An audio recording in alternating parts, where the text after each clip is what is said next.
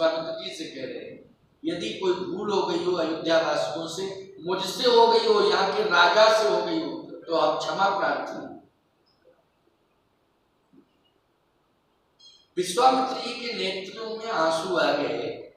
विश्वामित्र जी ने कहा कि वशिष्ठ जी महाराज, आप कहते हैं कि अयोध्या मेरी है, अयोध्या की प्रजा मेरी है, अयोध्या का राज्य मेरा है, यहाँ का सम्राट मेरा है, लेकिन मैं 1 घंटे से मांग रहा हूं तो मांगे मिल नहीं रहा है। वो कहते हो ये सम्राट आपका है, अयोध्या मांगे से भी नहीं मिल रहा है। यहाँ अधिकार की बात आप कर रहे हैं, यहाँ तो मैं मांग रहा हूं 1 घंटे से कुछ भी नहीं मिला अभी। वशिष्ठ जी ने कहा, क्यों दशरथ, क्या सुन रहा हूं? कहे महाराज, सबसे पहले तो मैंने सम्मान ही दिया। सम्मान मांगा नहीं जाता है, सम्मान अपने आप दिया जाता है। मैंने तो अपने आप साष्टांग प्रणिपात किया, आरती उतारी, सिंहासन दिया, बिना ही मांगे दिया। अगर राज्य पर अधिकार न होता तो मैं सिंहासन, निज आसन बैठा रहे आनी, सिंहासन दे दिया और भोजन भी करा दिया। वशिष्ठ जी ने कहा कि और क्या कसर रह गई? जब सम्मान मिला, सिंहासन मिला, पकवान मिले पाने को, अब क्या रह गया? जब सिंहासन ही मिल गया तो सब कुछ मिल गया। राज्य का सिंहासन जिसे मिल जाता है, राज्य का सब कुछ उसे मिल जाता है, अब क्या रह गया? विश्वामित्र जी ने कहा, मैं सिंहासन लेने नहीं आया था, मैं पकवान खाने नहीं आया था, मैं सम्मान लेने नहीं आया था, मैं तो भगवान राम को लेने के लिए आया। लेकिन राम तो ये दे ही नहीं रहे। लेकिन मैंने ये सुना है कि राम पर आपका अधिकार है, इसलिए आपको बुलाया गया है। अगर राम आपके हैं तो मुझे दे दो, राम को आप दे दो। वशिष्ठ जी ने कहा कि राम के बिना तो संसार का कोई प्राणी रह नहीं सकता। राम के बिना संसार का कोई प्राणी रह नहीं सकता है। और राम सबके हृदय में, सबकी आत्मा में रमण कर रहे हैं। राम, अगर कोई नास्तिक भी है तो याद रखना, वो वाणी से भले ही राम न कहता, लेकिन कहीं ना कहीं उसके अंतस में बैठकर राम उसे प्रेरणा दे रहे हैं। आपको क्या प्रेरणा दे रहे हैं? उसके कर्मों के अनुसार उसे प्रेरित कर रहे हैं। पापी को भी राम उसके कर्मानुसार उसे प्रेरित करते हैं, याद रखना। ऐसा मत सोचना कि धर्मात्मा के हृदय में ही राम जी बैठ के उसको प्रेरणा देते, पुण्यात्मा के हृदय में भी, पापात्मा के हृदय में भी। आपको कैसे दुर्योधन की बात स्मरण हो गई, अब सुन लो जरा प्रमाण। बहिरंग दृष्टि से देखा जाए तो भगवान कृष्ण संधि प्रस्ताव लेकर के पहुंचे दुर्योधन के पास, हस्तिनापुर। सब जानते हैं, आपने महाभारत सुना होगा। भगवान स्वयं पहुंचे थे संधि प्रस्ताव लेकर। जब दुर्योधन से बात कर रहे हैं भगवान, तो एक भगवान तो दुर्योधन के हृदय में बैठे हुए और एक भगवान बाहर बैठे हैं। तो बाहर वाले भगवान क्या कह रहे हैं? दुर्योधन, पांडव 5 हैं और तुम 100। वैसे तो 1/2 आधा आधा अधिकार है, आधा राज्य पांडवों को मिलना चाहिए, लेकिन आधा राज्य यदि नहीं दे सकते हो, आधा राज्य यदि नहीं दे सकते हो, तो 5 पांडव हैं, 5 गांव दे दो, केवल 5 गांव दे दो। और ये मेरी जिम्मेवारी है कि मैं संतुष्ट कर लूंगा पांडवों को। वो किसी प्रकार का ऑब्जेक्शन नहीं लगाएंगे, किसी प्रकार की कोई आपत्ति नहीं करेंगे, वो संतुष्ट हो जाएंगे। ये मेरे ऊपर छोड़ो ना। तो 5 गांव दे दो, वो गुजारा करने में 1 गांव 1 पांडव को मिल जाएगा, अपना गुजारा करते रहेंगे, लड़ाई झगड़ा खत्म। ठहाका मार के भगवान के सामने हंसने लगा। भगवान ने कहा, देखो भैया, हंसी और तो नहीं, ये हंसना हंसना ठीक नहीं है, तुम तो बात स्पष्ट करो, क्योंकि मेरे पास ज्यादा समय भी नहीं है, अब तुम हंसने में ही पूरा समय निकाल दोगे, कैसे काम चलेगा? क्या सोचा तुमने? दुर्योधन कहता है मुझे हंसी इसलिए आ रही है कि आप कहते हो 5 गांव दे दो। दुर्योधन के रहते हुए सुई की नोक के बराबर भी इन्हें जमीन नहीं दूंगा और ना मिल सकती है। दुर्योधन के रहते हुए सुई की नोक के बराबर इन्हें जमीन नहीं मिल सकती है, ना मैं दे सकता।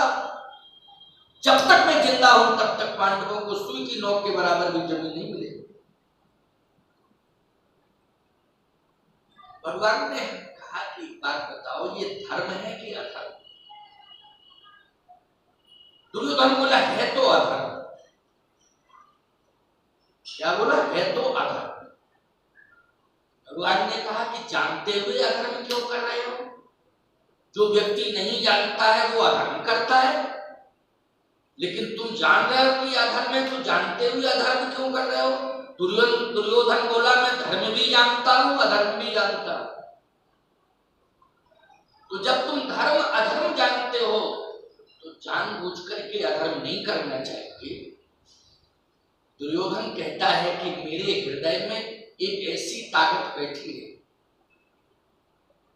और वो मेरे कर्मों की संचित ताकत है, क्योंकि मैंने अधर्म किया है, इसलिए अधर्म की ताकत मेरे हृदय में बैठी हुई है और वो जैसा मुझे प्रेरित कर रही है वैसा करने के लिए मैं विवश हो रहा हूं।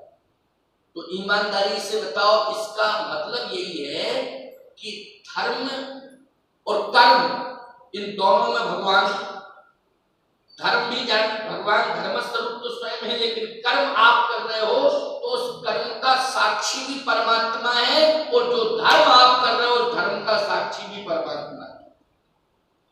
तो जब कर्म का और धर्म का दोनों का मर्म ईश्वर जानता है, उसका साक्षी है, तो बोलो जैसा तुमने किया होगा उसके लिए वही प्रेरित करेगा, अपनी वैसा ही वो प्रेरित करेगा। इसलिए सावधान, ये नहीं सोचना चाहिए कि पुण्यात्मा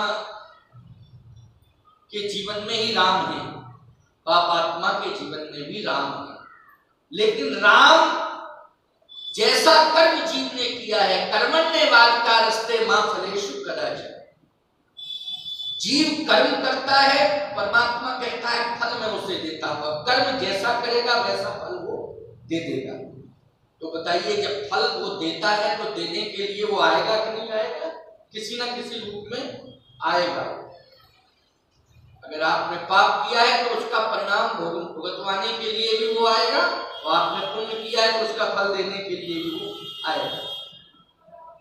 कहने का तात्पर्य मेरा ये है कि हमारे जीवन में सत्कर्मों की ताकत होनी चाहिए, सत्कर्मों की ताकत होनी चाहिए। हम अच्छे से अच्छा कर्म करें, अच्छा इन हाथों से कार्य करें, हृदय हमारा सरल होना चाहिए। यदि हमारे हृदय में सरलता होगी तो निश्चित है कि तीनों आएंगे, सीता जी भी आएंगे, राम जी भी आएंगे और लक्ष्मण जी भी आएंगे। प्यारे, जब तक वशिष्ठ जी नहीं आए तब तक राम विश्वामित्र जी को मिलेंगे। क्या मिल पाए? प्रणाम कर लिया, सब कुछ किया, बैठ गए, दर्शन पर्शन सब हुआ, लेकिन हाथों में आए राम क्या? विश्वामित्र जी की, जल्दी बोलो, आए नहीं आए हाथ? सामने तो है, सामने होते हुए भी विश्वामित्र जी के हाथ में राम नहीं है। क्यों? राम या तो सरल स्वयं बन जाओ तो राम मिल जाएंगे, या सरल व्यक्तित्व से आप संबंध जोड़ लें तो राम मिल जाएंगे। यार, किसी सरल व्यक्तित्व से आप जुड़ जाएं तो राम आपको मिल जाए। बिना सरलता के राम मिल ही नहीं सकते, चाहे कितना प्रयास करो।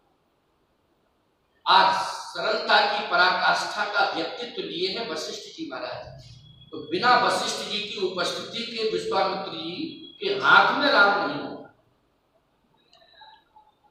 हाथ में राम नहीं आए।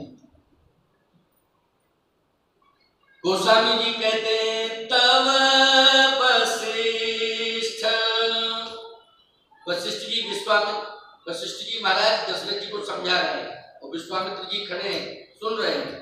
क्या समझा रहे हैं? तब वशिष्ठ बहुविधि समझावा,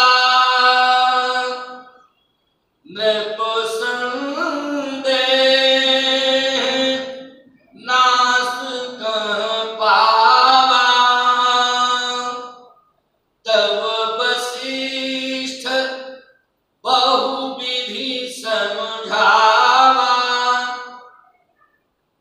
बहुविधि का अर्थ है बहुत प्रकार से समझाया, अनेक विधियां, अनेक विधियों से समझाना। एक विधि दो विधि हम आपको बता रहे हैं। वशिष्ठ जी ने कहा, दशरथ, राम को तुम श्री विश्वामित्र जी के हाथ में क्यों नहीं देना चाहते? कारण क्या?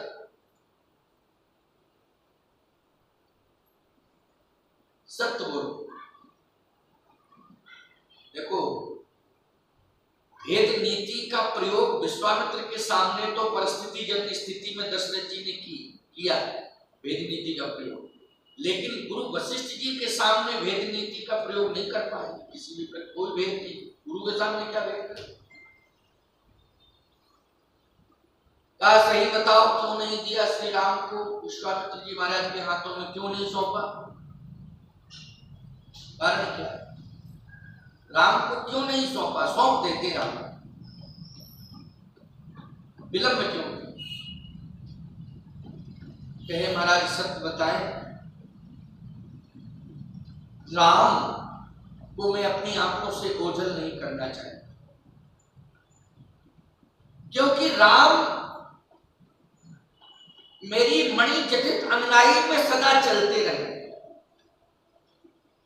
क्योंकि राम का जन्म हुआ, इसके बाद ही मैंने अपने संपूर्ण आंगन को मणियों से जटित कर दिया, मणि जटित अंगनाई तैयार की। राम इस पर चलता रहे, अंगनाई में राम खेलता रहे, चलता रहे। अयोध्या के परकोटे के अंदर, चार दीवारी के अंदर ही राम रहे, इस चार दीवारी से बाहर न जाए। और देखिए, सामने सोने का एक सुंदर झूला, झूला होता है ना झूलने के लिए, झूला पड़ा हुआ है। ये सोने का झूला है, इसमें मणियां जड़ी हुई हैं। इस पर मेरा राम बैठा बैठा झूलता रहे और मणि जटित अंगनाई में खेलता रहे और दशरथ की आंखों के सामने ही रहे। बस मेरी यही काम। 60,000 वर्ष की आयु मेरी हो गई है महाराज, अब मैं